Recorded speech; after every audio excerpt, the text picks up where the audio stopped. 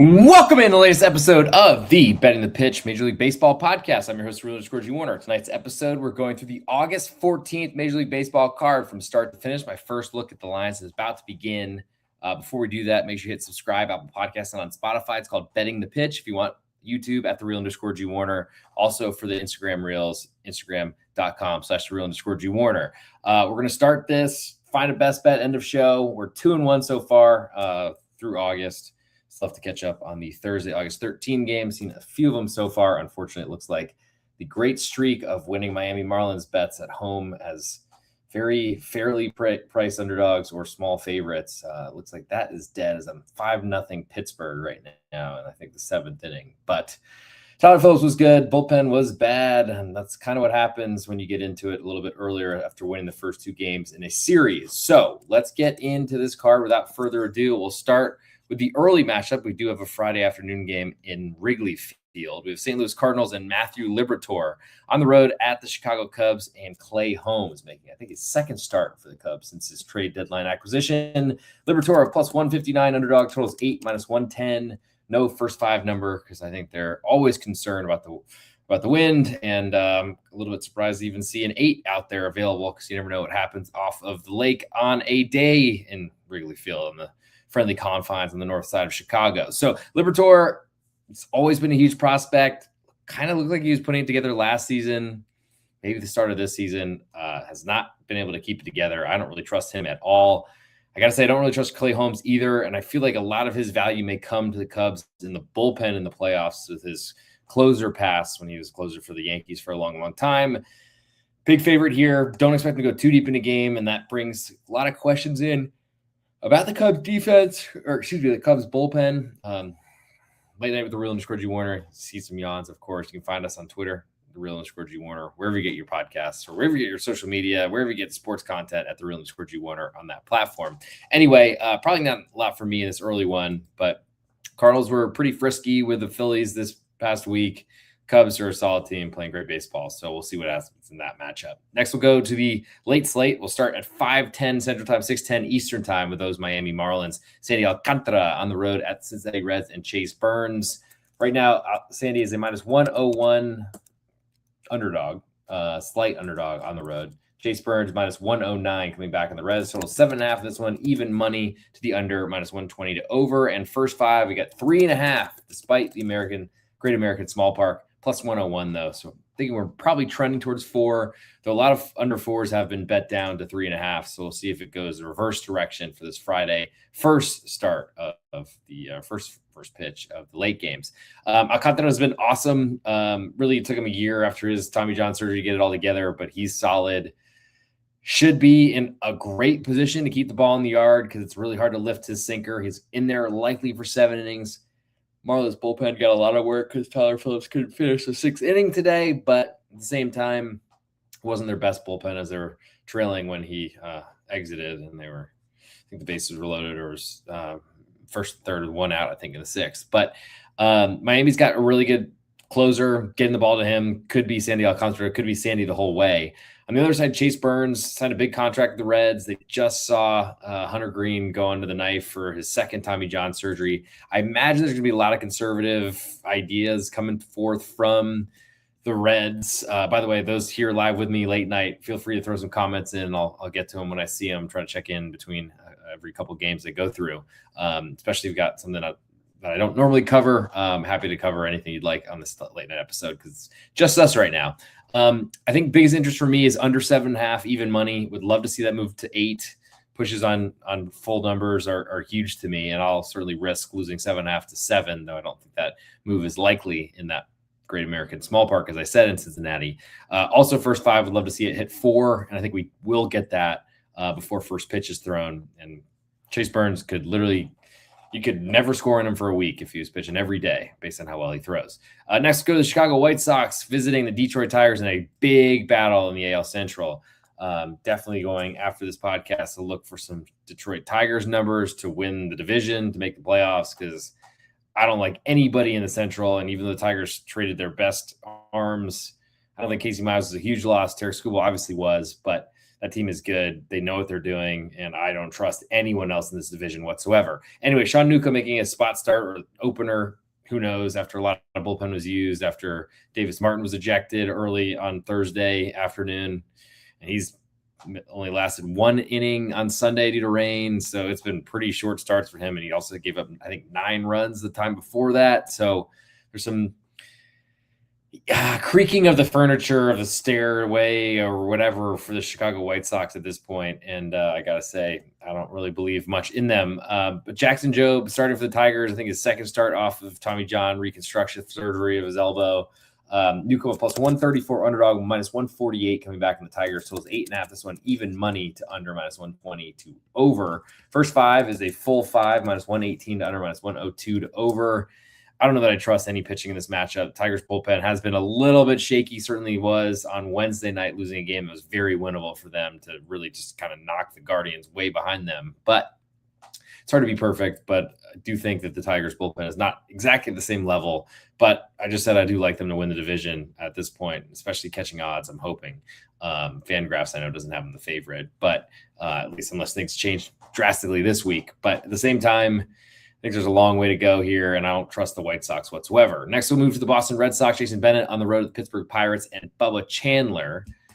Currently, Bennett is a minus 143 favorite. Pittsburgh plus 130 at home in their own park. Amazing, especially considering the Red Sox won a million games and have really struggled lately. Total in this one's 8, minus 115 to under.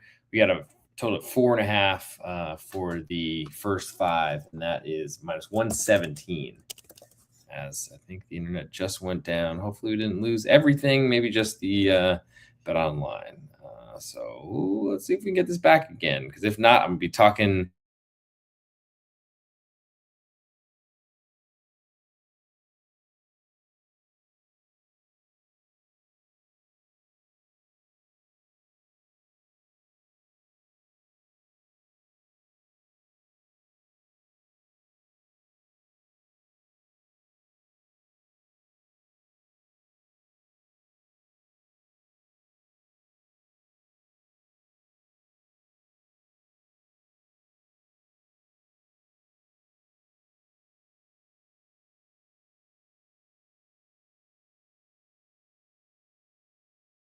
And hopefully we're back. I think we're back. That was weird. Did we lose power? I don't think so.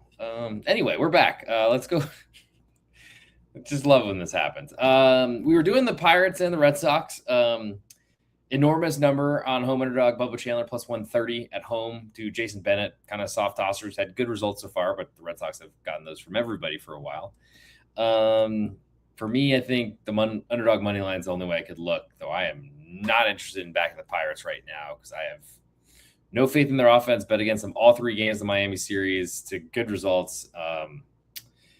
Their bullpen got better, but they haven't been able to use the good ones, good arms in it for a very long time. Part of why I played under today was expecting that there's going to be Ashcraft to the top of the bullpen hierarchy because they haven't pitched at all in this series, losing the first 2 games. And I guess one was relatively close, but first one with Paul Skeens starting. But I don't know, not a lot there for me. We'll move next to the Washington Nationals. Andrew Alvarez on the road to the New York Mets and Robert Stock. Alvarez plus 104 underdog. Total is 8.5, minus 120 to over, which is a very small total, especially on the other side, the underside of the key number of 9. Total for the first 5 is 4.5 plus 103 to under. I have no interest in playing under there. Robert Stock, I mean, it's glad for a Major League Baseball story. Thanks to those of you who came and reconnected after we lost power or whatever the heck just happened. But feel free, throw in some comments if you're on StreamYard, and I will certainly try to play them on here. I think you can do that on YouTube as well if you're live. But Andrew Alvarez as a slight underdog is what I'm interested in. Don't know that I trust his arm very much, so I think it might be a road underdog and over as they're correlated. The Nats win. The Mets have to bat 9 times instead of 8, and that they bat if they won in regulation. All those sort of things point in the same direction. The Nationals are certainly not the same team without James Wood. I don't know when he's necessarily coming back. I hope soon from one of my fantasy teams. But Robert Stock, I don't think is Major League level. And I think the Mets are they have been hitting the ball, and they have no bullpen that I could trust at this point either. Next, go to the San Diego Padres. Michael King on the road at the Cleveland Guardians, and Gavin Williams. Williams, a minus 122 home favorite. Total 7.5 is on minus 123 to under. First 5 under is 4, minus 110. So I do like that push on the full number there. Michael King has been, I think, improving a lot. He always hates on himself in interviews with Don and Mud in the Padres broadcast. But at the same time, he's been shoving lately. Padres have been playing very good baseball. They're looking like a playoff team again after there's a lot of rumors they were trading Mason Miller at the deadline. Well, they got a day off for Morejon after he threw 2 innings and struck out 1 million batters in extra innings. I think it was 10th and 11th innings on getaway day against the Brewers to collect a sweep. Gavin is a great arm. He's been striking out everybody for the last month or even longer. I do not like the Guardians right now whatsoever, and I'm very interested on the Padres side of things as underdogs and also to the under in this game, as I think it's a low-scoring game, even if the Guardians somehow find a way to win. Next, go to Toronto for the New York Yankees visit of Garrett Cole starting against Shane Bieber, not Justin. Bieber plus 132 underdog, totals 8, minus 120 to under here. First 5 is 4.5, and it's minus 119 to under, which is pretty expensive, I think, for Shane Bieber. I don't know. I mean, he's been solid this year after coming to a late start to the season after he did the same thing last year and was really good in the playoffs. Garrett Cole, I think, is awesome. I think is really underpriced all the time, though it's seeming like that number is starting to catch up to him. And the Yankees have been hitting the ball lately. I don't really trust them to do it, but they did kind of restock a dwindling, starving lineup without Aaron Judge. When he comes back, if he does, I'm a little worried he won't this season if you're a Yankee fan. But I think the Blue Jays, they don't score enough to me to want to deal with them. So it's unders or nothing, I think, especially because I don't like betting road favorites or don't really consider them. Problem is it could be 1-1 in the bottom of the 8th inning and then all of a sudden go over 7.5 runs like it did on Wednesday. You always got to be ready for that. And with no extra innings was even more bizarre. Next, go to Houston for Seattle Mariners and George Kirby on the road at Peter Lambert and the Houston Astros. Kirby plus 115 underdog, minus 127 coming back on the Astros. Totals 8, minus 105, minus 115 to the over. Totals 4.5. This one, minus 125 to under. I don't see Seattle scoring. Yes, they found a way to hit opposite field home runs in the Bronx, but I don't expect that to continue. Peter Lambert's been really good. Finally got out of Colorado, and that was huge enough for him to, I guess, look like a Major League Baseball pitcher. George Kirby's been solid and certainly could have a good outing here. Could win this game. I'd love to see the Astros a little bit cheaper, but they shouldn't be. I mean, they're basically getting priced like the Yankees, which feels like that's too high. And I imagine there's going to be Seattle Mariners money that comes in. But at some point, people are going to realize Seattle is like out of this race because they've fallen on their face after buying at the deadline, at least with Tanner Ward. Now we'll go to the late games. We'll start with Kansas City Royals and Seth Lugo on the road at the Los Angeles Angels of Anaheim. Grayson Rodriguez, minus 105. I guess pick them, same price each way, minus 105. Total in this one's 9, minus 117 to under. First 5 is 4.5, even money to under, minus 120 to over.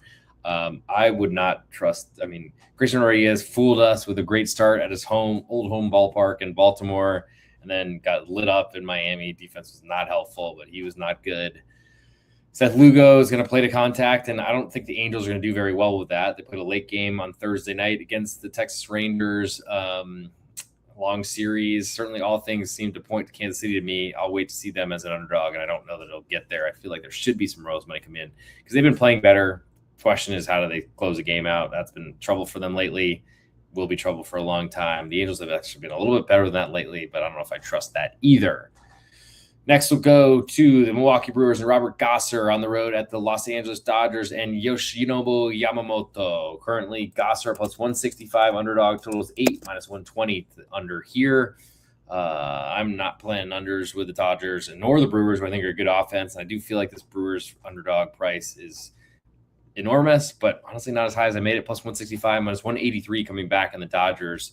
Run line looks a little bit interesting to me because I do think the Brewers can win this series, can win this game, all those sort of things. Plus 1.5 is minus 136 at Bet Online. If that gets cheaper, I'll be more interested, more inclined to get involved. Robert Gosser, though, is a little bit of a soft tosser pitching to a Dodgers lineup that can hit home runs. That's what that park is built for. I don't really love that setup, I'll say, but at this point, big prices to fade the Dodgers, I feel like, are worth it because I don't think they're as strong as they have been in past seasons.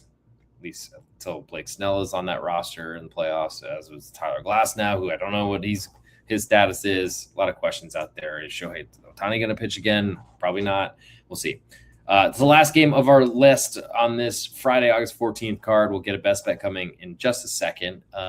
Colorado Rockies start Kyle Freeland off a really good start in Colorado, in Denver, where he's from, against the Royals. I think it was his first career complete game. Well, he's a plus 113 underdog on the road to San Francisco Giants and Landon Roop. Total is 8 minus 120 here to under.